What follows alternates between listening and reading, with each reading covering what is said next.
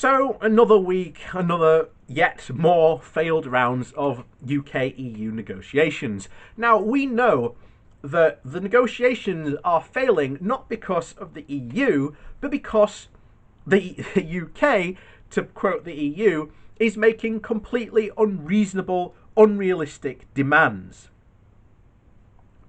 You know, what can you make from that? And the thing is, there's going to be a lot of Brexit supporters who are going to turn around and watch this video and they're going to go, well, hold on, why, shouldn't the EU be acquiescing to our demands? No, not at all. The EU has never, ever done any deal that would compromise the integrity of the single market, and they are not about to start now with us. And it's been made very clear from the start that somehow the Brexiteers seem to think that we can just still keep continuing have access to the EU, but just pay no attention at all to the rules and regulations that are basically required if you want access to the single market and customs union. Those are how the EU operates. And it has been very clear that that seems to what the Brexiteers are pushing for, even though we have said before they do not understand how the EU operates and seem to be how it actually works, which is really quite worrying considering that, this is apparently a project many of them have pushed for over 40 years to try and achieve, and yet now they've actually achieved it, they don't know actually what to do. It's the proverbial the dog chasing the ambulance, and it's, the ambulance has stopped and the dog's, doesn't know what to do at that moment. It's just stood there. It doesn't know what to do with it. And that's where we are. And we're going back to more ridiculousness, because today the Conservatives are going back to good old blame games. Yes, they're trying to blame the EU. And quite frankly, if you look at these negotiations, the EU's not to blame. It's very clearly the UK, despite what the Brexiteers are trying to, portray as what's going on with these negotiations. Because we covered a point last week from an EU ambassador who basically said, from what we can see, the negotiations are being run on ideological grounds, and you can't, negotiate someone who is arguing on ideological grounds. There's no, there's nothing you can do. And it seems to be, as was said there, that David Frost, the negotiator, was acting more as a messenger rather than a negotiator.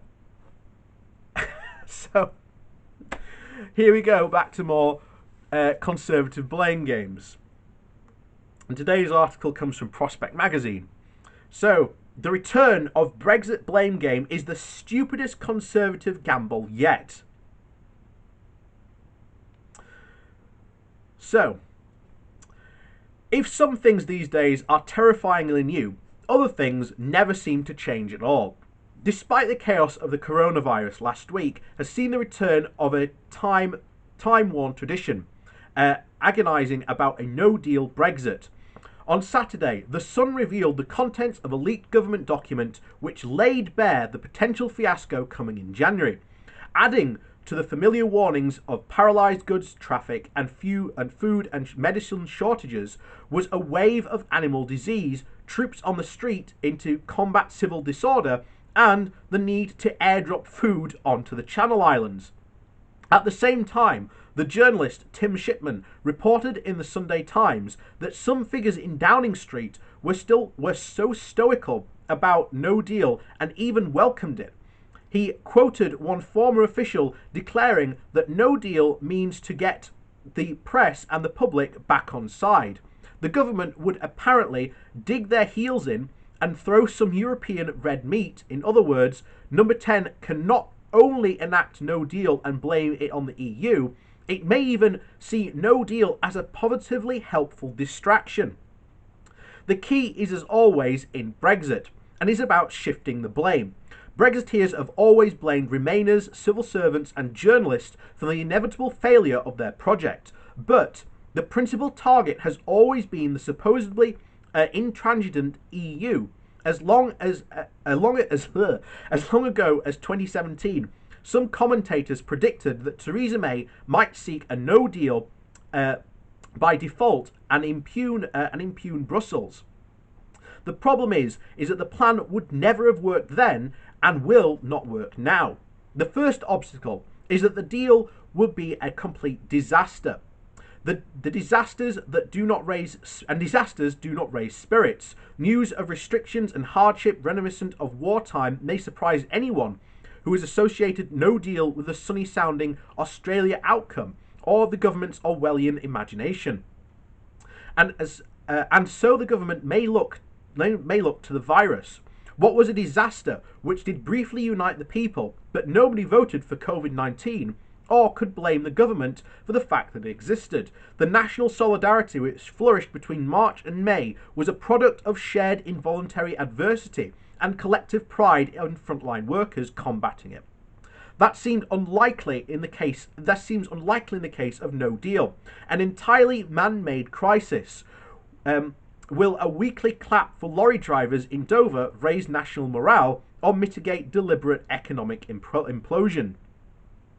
There is, in fact, an important lesson from the virus, but no one in the government has not yet begun to understand it.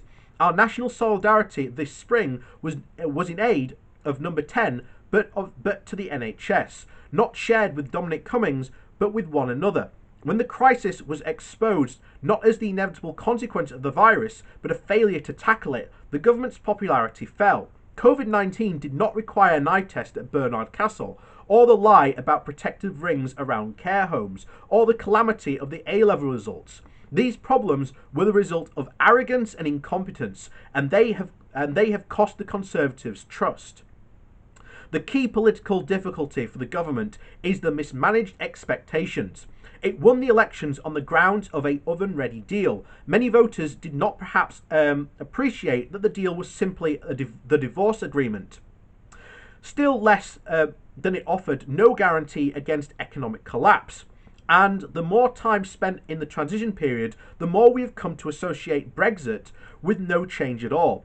Even many Remainers cannot conceive of the trouble awaiting us because the government has always denied it will take place. The prospect now of food shortages and infrastructural breakdown will not earn the Conservatives any sympathy. The government knows this, so it's turning to an old theme. Enraged by our independence, the EU must be out for revenge. Thus, the new checks and delays at the border will be Brussels imposing new restrictions, or EU red tape blocking British businesses. The sad and banal truth is that, as Brexit means Brexit, no deal simply means no deal. The default is in international trade is the existence of comprehensive barriers between third countries, and only an agreement actually has a chance of removing them. COVID-19 makes people less, not more likely to tolerate destruction. They have suffered quite enough already and will recognise this new crisis was a choice. And really, the blame game taps into Brexit's kryptonite, the assumption that despite everything said in 2016 and for nearly 4 years afterwards, leaving has consequences, and they were overwhelmingly damaging. This has not, after all, proved the easiest deal in history, and we did not hold all the cards. The new narrative concedes that the EU has power and interests that we do not have, and that we have landed on the wrong side of them. A need to attribute blame acknowledges once and for all that Brexit will not present opportunities. It presupposes colossal damage. Then, as a final insult, the government expects the British people to valiantly shrug off that damage in the shadow of political defiance, in patriotic defiance. Voters never blame themselves, and they can't turf out the European Commission. The fundamental irony about the blame game is that there is, of course, someone responsible and always has been. For years, the UK took the credit for collective victories and deflected the blame for individual failures, turning the EU into a convenient scapegoat. But the point of Brexit, as we are now, going it alone, having freed ourselves from the imaginary shackles of Brussels, we necessarily free ourselves from its culpability as well. The public will now see the truth closer to home. And this is what we've been saying for all this time. The EU was just a very convenient scapegoat for all these Brexiteers, and now we are going it alone. You can't blame the EU. You said it would be the easiest deal in history. Brexiteers up and down the course said, look, we're getting sunny uplands. Life will be better for you when we leave the EU. That's not going to be the case. It will be actual, economic and structural damage to this country. And they can't pass the blame. That is Brexit itself. I've said this before. Brexit fails on the 1st of January 2021. And all we have to do as someone who's a Remainer was at the point now, just let it happen. Because a lot of people refuse to acknowledge that there was going to be any damage in the first place, as it was just Project Fear. Let it happen.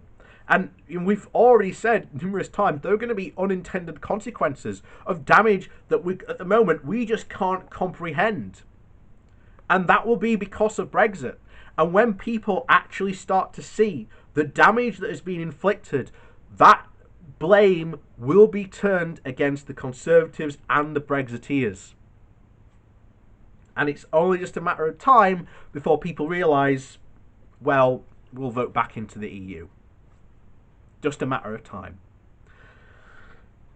So, thanks for watching the video. Please do like this video, share it about, subscribe to the channel if you are new to see more videos about British politics and the continuing shambles that is Brexit.